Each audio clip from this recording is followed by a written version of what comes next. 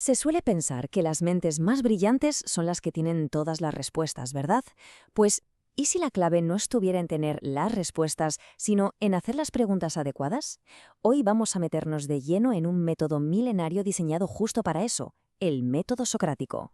Solo sé que no sé nada. Seguro que esta frase suena. Y a primera vista parece que Sócrates estaba diciendo que no tenía ni idea de nada, ¿no? Pero es justo lo contrario.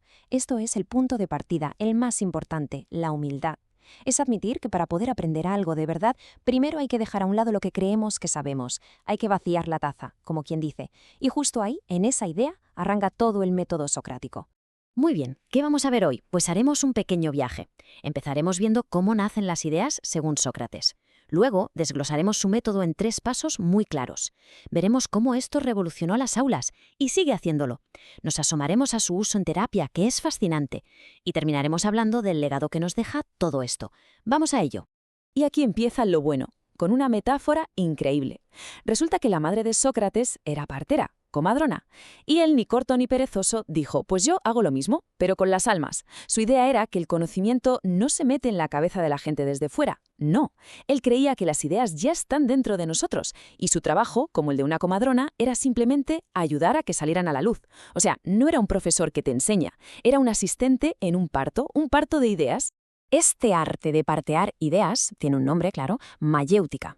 Viene del griego maieutike, que significa literalmente el arte de las comadronas. Y esto es clave, ¿eh? Porque no estamos hablando de un debate para ver quién gana. No, no. Esto es un diálogo cooperativo, un trabajo en equipo, para que la verdad, que según Sócrates ya está ahí esperando, pueda por fin nacer. Fijaos en esta tabla, que lo deja todo clarísimo. En un parto real está la comadrona, que asiste. En la filosofía socrática está el filósofo, que hace de facilitador. ¿Quién da a luz? En un caso, la mujer. En el otro, el discípulo. Y lo más importante, ¿cuál es el producto? Pues un bebé, por un lado, y por el otro, el conocimiento, una verdad. Pero una verdad que no te han contado, sino que has descubierto, y por eso es tuya para siempre. Vale, la metáfora es genial, pero ¿cómo se hace esto? ¿Cómo funciona en la práctica este parto de ideas? Pues no es algo que se haga al azar, para nada. Sócrates tenía un método muy bien estructurado, con 3 pasos. Pensemos en ello como un proceso de demolición y reconstrucción. Primero tiramos abajo las ideas falsas y luego, sobre un terreno limpio, construimos algo sólido. El primer paso, la ironía. Esta es la fase de demolición. Sócrates se hacía el tonto en plan, uy, yo de esto no sé nada, explícamelo, y a base de preguntas iba llevando a su interlocutor hasta un punto en que se daba cuenta de que lo que decía no tenía ni pies ni cabeza. ¡Zas! Una vez admitida esa ignorancia, empezaba la segunda fase, la mayéutica. Aquí ya se construye, con más preguntas, pero esta vez para guiar. Y el final del camino es la aletheia. Es una palabra griega chulísima que significa algo así como quitar el velo. Es el momentazo, el eureka, cuando la verdad se hace evidente. Y ese momento de confusión de la primera fase, ese callejón sin salida, tiene un nombre, aporía. Es un estado de perplejidad total. Es cuando alguien se queda en blanco y piensa, momento, ¿lo que creía saber con tanta seguridad? Pues va a ser que no. Puede ser incómodo, claro. Pero para Sócrates era una fiesta. Lo llamaba el dolor de parto de la filosofía. Esa confusión era la señal de que se estaba a punto de dar a luz una idea nueva y mucho mejor. Bueno, ¿y todo esto que parece tan antiguo, qué tiene que ver con nuestro día a día? Pues muchísimo. Vamos a ver ahora cómo este método puede ser literalmente una revolución en las aulas, porque ofrece una alternativa brutal a esa forma de enseñar tan tradicional, tan pasiva, que todavía vemos por todas partes. El pedagogo Paulo Freire le puso un nombre perfecto, educación bancaria. La metáfora es demoledora, ¿a que sí? El profesor tiene el conocimiento y lo deposita en las cabezas de los estudiantes, que son como cuentas bancarias vacías. Los alumnos reciben, memorizan y luego lo sueltan en el examen. Pensamiento crítico, cero. Es un simple traspaso de datos. Pues bien, el método socrático es la antítesis de esto. La diferencia es como la noche y el día. Frente a la educación bancaria tenemos la problematizadora. Aquí la relación profesor-alumno no es vertical, sino un diálogo horizontal. El alumno ya no es un cántaro que hay que llenar, sino el protagonista de su aprendizaje. En el modelo bancario, la pregunta es: ¿capital de Francia? Respuesta: París. Fin.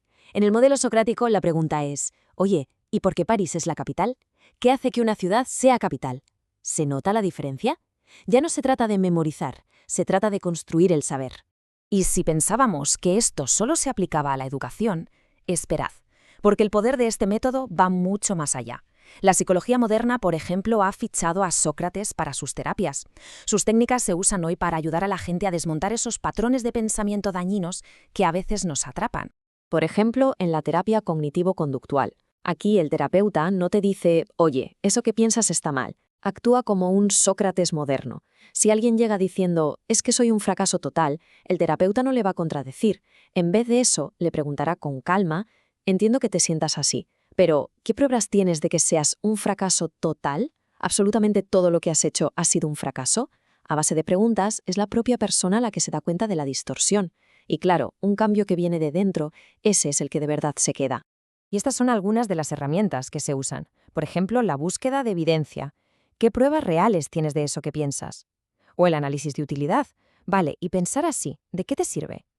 También se usa para romper el pensamiento de todo o nada, o para descatastrofizar preguntando, a ver, siendo realistas, ¿qué es lo peor que podría pasar? Como se ve, ninguna de estas preguntas juzga, simplemente abren ventanas. Y con esto vamos llegando al final. Si tuviéramos que quedarnos con una idea, sería esta.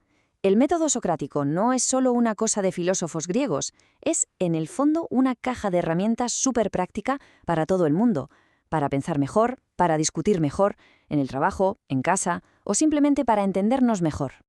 Aquí tenemos una especie de kit de inicio. Son 6 tipos de preguntas clave. Preguntas para aclarar, un momento, ¿a qué te refieres con esto? Preguntas sobre lo que damos por hecho. ¿Por qué asumimos que esto es así? Preguntas que piden pruebas. Vale, ¿y en qué te basas para decir eso? Preguntas para ver otras perspectivas. ¿Y si lo viera otra persona, qué pensaría? Preguntas sobre las consecuencias. Si eso es cierto, ¿entonces qué? Y esta pregunta sobre la propia pregunta. ¿Por qué es importante que nos hagamos esta pregunta? Y esta es la gran conclusión.